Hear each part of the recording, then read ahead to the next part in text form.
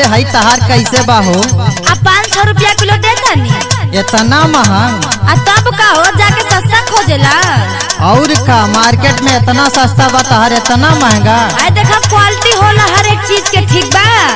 हमार क्वालिटी सबके से नहीं मनवा। अच्छा हाँ सुना, सुनावा। सौदा खरीदेला रोई रोई के, सौदा खरीदेला रोई रोई के, हाटी जाला सामान खाली टई टई के।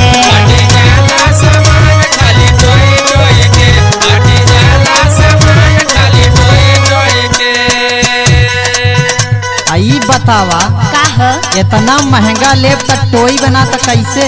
हाई गली गली घूम के बेचा तनी, अपन में हम ताना ना दे हक्का। सुना सुनावा। जब चेका न कहब तलहब कैसे, जब चेका न कहब तलहब कैसे, जब टोहबे न देबू दम देहब कैसे। अच्छा ऐसा बात बा।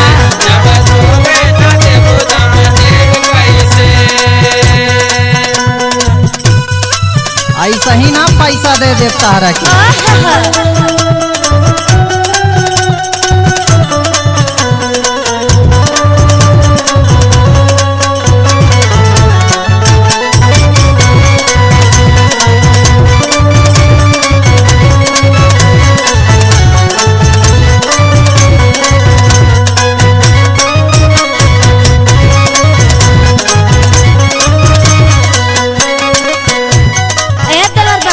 बोलाए भौजी। देखा हमार दिमाग खराब मत कर। सुना सुनावा। हरदम करेला खाली हमके परेशान हो, हमके परेशान खाली हमके परेशान हो, हमके परेशान खाली हमके परेशान हो। आया तने ना और तू का करेला? सुना बतावा। छुइए के छोड़ देला लेला ना सामान हो, लेला ना सामान हो, अब इतना महंगा बताइए इतना पैसा आज तने के लेके आई बोतल का बताइला। हरदम करेला खाली हमके परेशान हो, छुइए के छोड़ देला लेला ना सामान हो। करेला बात खाली सोई सोई के, करेला बात खाली सोई सोई के, हटी जाला सामान खाली टई टई के। हटी जाला सामान खाली टोई टोई के, हटी जाला सामान खाली टोई टोई के।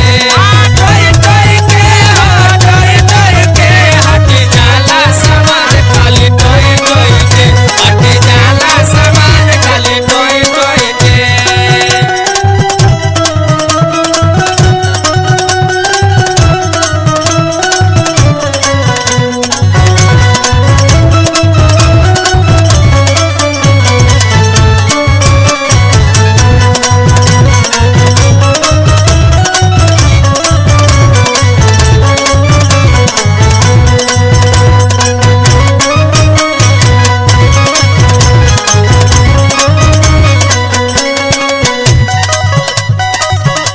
का बताई ये भौजी? का हो?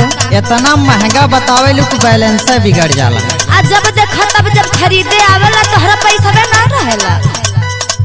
हम तोहके परेशान ना करीला, हम बतावत है सुना। का बतावत हुआ बोलो। आदि तू तो पहती के ना ऐसा नहीं रहता, ऐसा नहीं राधा ना, ऐसा नहीं राधा, ऐसा नहीं राधा ना, ऐसा नहीं राधा। हर सामान बाटे कीमत से ज्यादा, कीमत से ज्यादा हो, कीमत से ज्यादा, कीमत से ज्यादा हो, कीमत से ज्यादा। आदि तू तो पहती के ना ऐसा नहीं रहता, हर सामान बाटे कीमत से ज्यादा। अरे साही बतावा न तलहब कैसे, अरे साही बतावा न तलहब कैसे, जब डोहबे न देबू दम देहब कैसे। अरे रहे तो जाता घरे जा तू मतलब। जब डोबे न देबू दम देब कैसे। हाथी जहला सामान खाली टोई टोई के, जब डोहबे न देबू दम देहब कैसे। हाथी जहला सामान खाली